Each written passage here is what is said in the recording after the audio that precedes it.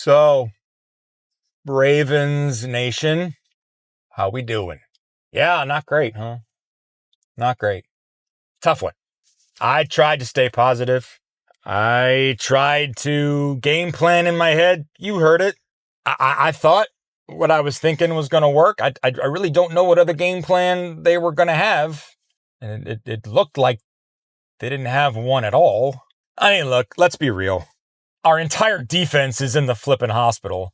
Our six highest paid guys on our roster didn't play on Sunday. Like, you show me one team that has that situation to deal with and come out with a win. I mean, that's kind of insurmountable. I'm not making excuses. I don't know what is going on defensively with the Ravens right now. I don't. I mean, it's one thing to be down and outmanned and outplayed, but it's another thing to not even be competitive. Yes, they're young, but they're still professional football players, and that is not what they looked like this past Sunday. But I'll tell you what, I'm not going to beat a dead horse, because this game was incredibly bittersweet for me, and I'm going to focus on the positive of it. And yes, it's personal. So I was actually in attendance at M&T Bank Stadium for this past Sunday's game against the Texans. And why it was special is because my middle child, my son Dylan, it was his first ever home Ravens game in M&T Bank Stadium.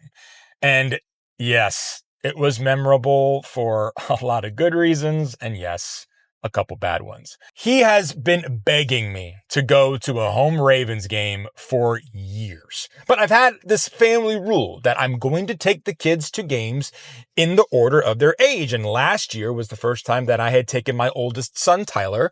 And this year it was Dylan's turn. And he was just so excited. Now, should we have chosen a different game? Sure, but he plays football. He's in school. It's not that easy to work out travel from Texas to Baltimore. So, we did our best, right? And we planned for the Texans game thinking it was going to be a win. And little did we know. But we flew up on Saturday morning. We spent the day in Baltimore. We went to the aquarium. We toured the Inner Harbor. We went to Jimmy's Famous Seafood and had one of the best seafood dinners that he's ever had. And then we woke up on Sunday and we made a whole day of the game. We walked all around M&T Bank Stadium. We walked up the Ravens Walk, and he took part in all the little photo ops there. I took him to the brand new Flock Shop and bought him a brand new Roquan Smith jersey. I even got him some of those big, ridiculous, like Mr. T Ravens chains. We walked around the stadium, and he got his picture taken under the statues of Johnny Unitas and Ray Lewis. I mean, all the things that a Baltimore Ravens fan should do on their first visit, we did. And he had such a great time until the game started. Yeah, it was disheartening. Listen, I've had my heart broken in that stadium a few times. I was there when the Ravens went wire to wire in first place and then got bum rushed by Derrick Henry, and the air just left the stadium in a way that I've never experienced before.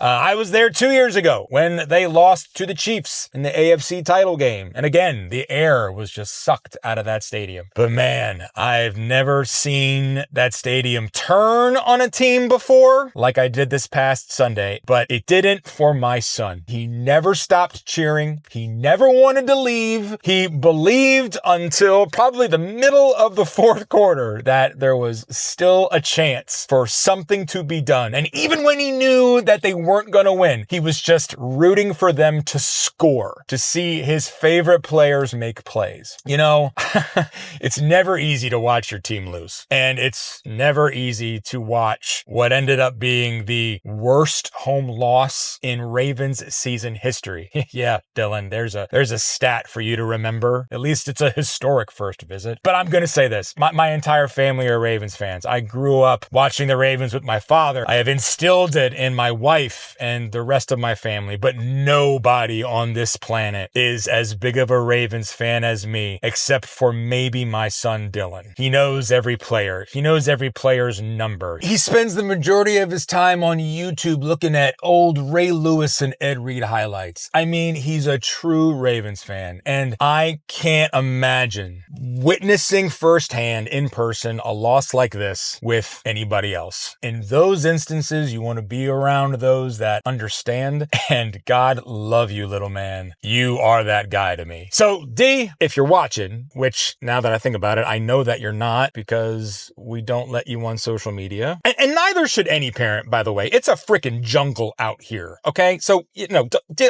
I'll tell you this in person. D, I love you. Thank you for being there with me. I know the loss sucks. It always sucks when they lose, but this one had a little bit extra suck on it. But I promise you, it was only the first of many games to come. And don't give up on our boys. There's always a chance for them to pull something out in the end. And Ravens fans, I do mean that. If you really break it down, lost to the Bills, lost to the Chiefs, lost to the Lions, there's a good chance we would have lost those 3 games anyway. So if we go into it thinking that we might have been down those 3, we've really only lost 1 that we may need to come back from. So let's focus on staying as positive as we can as a Ravens flock. Let's get through one more probable loss, get on the other side of the bye, and see if we can make a run out of this thing. I will never give up on our boys in purple, no matter how many times they give me a reason to. All right, go Ravens. See ya.